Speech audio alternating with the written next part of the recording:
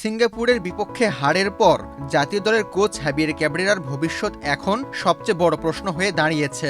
লাল সবুজের দায়িত্ব নিয়ে দীর্ঘ পথ পাড়ি দেওয়া এই স্প্যানিশ কোচের সঙ্গে বাফুফের চুক্তির মেয়াদ শেষ হচ্ছে আগামী ৩০ এপ্রিল। কাঙ্ক্ষিত সাফল্য না আসায় অনেকে মনে করছেন সিঙ্গাপুর ম্যাচটি ছিল জামাল ভুঁইয়াদের কোচ হিসেবে ক্যাবরেরার শেষ ম্যাচ। যদিও এখন আনুষ্ঠানিকভাবে বিদায়ের কোনো ঘোষণা আসেনি।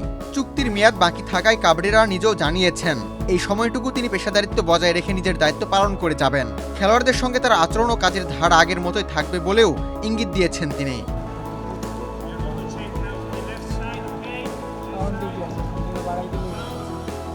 2022 সালে বাংলাদেশের দায়িত্ব নেওয়ার পর ক্যাবরেরার অধীনে এখন পর্যন্ত 39টি ম্যাচ খেলেছে জাতীয় দল। এর মধ্যে জয় 10টিতে এবং হার 19টিতে, বাকি 10টি ড্র। তবে কেবল সংখ্যার বিচারেই নয়, গত এক বছরের পারফরমেন্সই তাকে সবচেয়ে বেশি সমালোচনার মুখে ফেলেছে।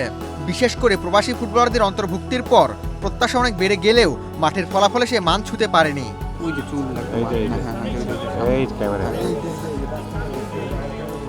হামজা, সমিত সোম ও ফাহমিদুলদের মতো খেলোয়াড়দের নিয়ে গড়া দলটি কাগজে কলমে দক্ষিণ এশিয়ার অন্যতম শক্তিশালী হলেও এশিয়ান কাপ বাছাই পর্বে বাংলাদেশ হতাশ করেছে।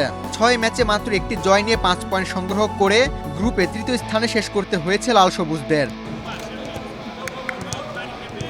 এদিকে সমর্থকদের একাংশ ক্যাবরেরার বিরুদ্ধে দল নির্বাচন ও ব্যবস্থাপনা নিয়ে সিন্ডিকেট থাকার অভিযোগও তুলেছেন, যা তার উপরে চাপ আরও বাড়িয়েছে।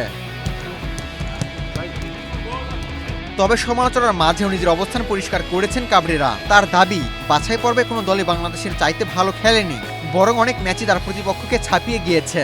যদিও ফলাফল সে কথা বলছে না। সিঙ্গাপুর ম্যাচ নিয়েও তিনি বলেন, আমি বলছি না সিঙ্গাপুর এশিয়ান কাপে খেলার যোগ্য নয়, তবে আজকের ম্যাচে বাংলাদেশই সেরা দল ছিল।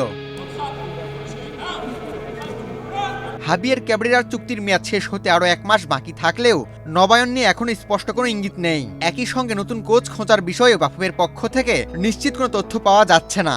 সব মিলিয়ে আগামী 1 মাসই নির্ধারণ করে দেবে বাংলাদেশের ফুটবলের পরবর্তী পথ চলা। এখন দেখার বিষয়, বাফুফে ক্যাবরেরার উপরে আস্থা রাখে নাকি হামজাদের জন্য নতুন কোচের সন্ধানে যায়।